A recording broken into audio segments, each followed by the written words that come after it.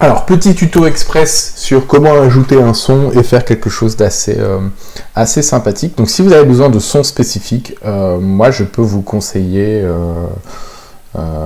tout simplement d'utiliser, par exemple, des sites comme la Sonothèque.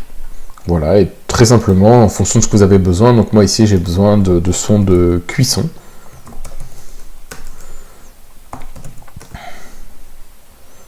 Ici, voilà, friture à la poêle, friture à la poêle, friture à la poêle. Ils vont en avoir différentes.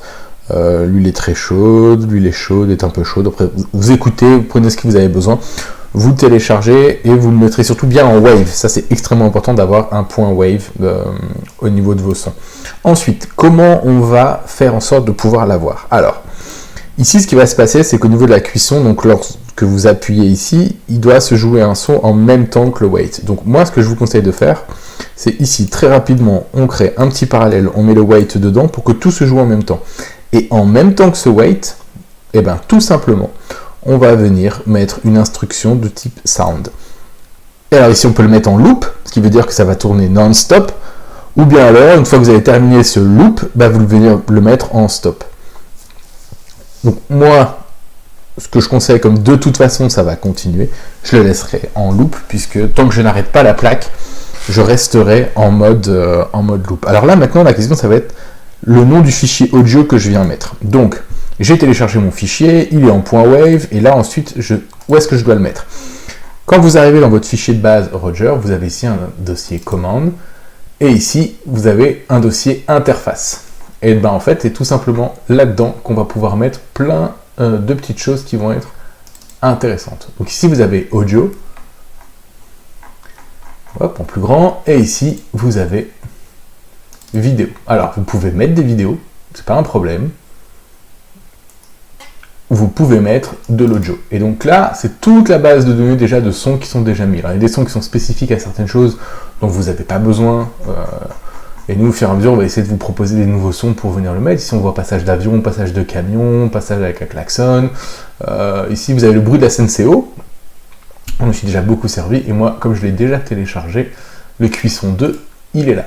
En fait, après, ce que je fais, c'est que je vais regarder au niveau des propriétés. Il est bien en .wave. Et ici, je viens coller le nom. Tout simplement. Je retourne dans mon éditeur. Ici, il va me demander le nom du fichier audio. En fait, l'endroit, il sait où aller le chercher, il a juste besoin de la fin, le nom du fichier audio. Et comme il a besoin de le nom du fichier complet, il faut rajouter .wave systématiquement. Sans ça, ça ne marchera pas. Donc je reprends le nom du fichier son et je rajoute .wave pour qu'il puisse être joué.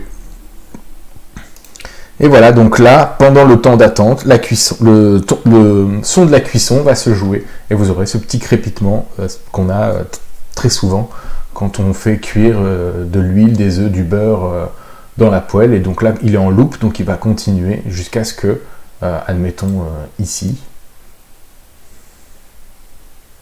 je viens stopper ce son, tout simplement.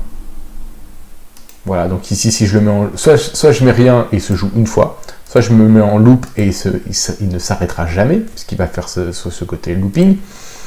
Et si je veux le stopper, je choisis ce son et je mets stop. Et du coup, si je joue plusieurs sons en même temps, ben en fait, je crée différents stops, différents loops, peu importe. Voilà. Et donc je sauvegarde, et ainsi de suite.